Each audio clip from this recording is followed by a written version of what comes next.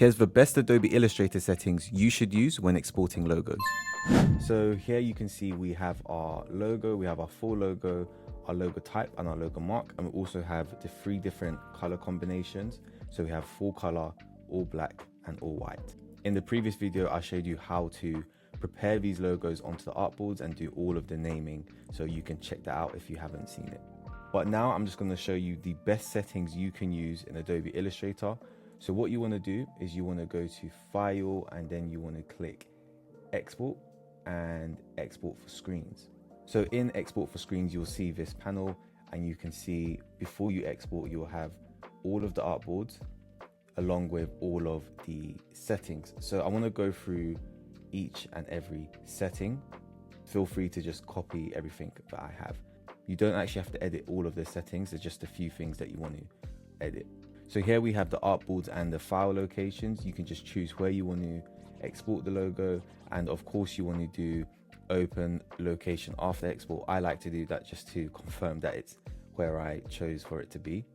And I also like to create subfolders. So subfolders, if you don't do this, then all of the logos will just be in one folder, and it can be hard for a client to find which exact file they're looking for. And even yourself, you don't know if everything did actually export or if you need to retrieve it later on. So I like to create subfolders, and I like to keep this by format. You can do by scale, but format is better. So now when it comes to format, you can see you have the scale, the suffix and the format. You can add each different type of format you want to export. But what I have done is if you go to this, you can save and load previous presets. So I have created my own, which is just logos, and you have all of these presets here. So you can just copy this, changing the scale and the format. I always leave the suffix empty unless the client needs a lot more files and I need to name each and every one if there's like additional extra files. So these are actually just the main settings, but before you go ahead with this and export, you want to click this advanced settings icon. So now we're in the advanced settings and you can choose what you want to change for each of the file formats you're going to export. So starting with the PNG file format settings, you can see we have just a few options. There's been many times where I haven't changed this, and then sometimes I'll export with a black background and then I'll have to re-export it, but it's not too much of an issue. So you can just simply click that and change it to transparent. PNG 8 is fine because you're not exporting a PNG 8 file. Now we have JPEG 100. This is usually fine. My default is set to embed ICC profile. This just keeps the color consistency across different. And we're not exporting a JPEG AE, 50 or 20, but if we were, I would keep it the same as JPEG 100. And now with SVG, I keep everything as default. There is nothing much to change on this side. And with PDF, we have a drop down that you can choose which Adobe PDF preset you would like to choose. If you want a high quality print or the smallest file size, again, I just leave this as smallest file size and I've never had any issues. WebP, I don't touch this, but again, you can see through every tab where this is available, I've left it as embed ICC profile.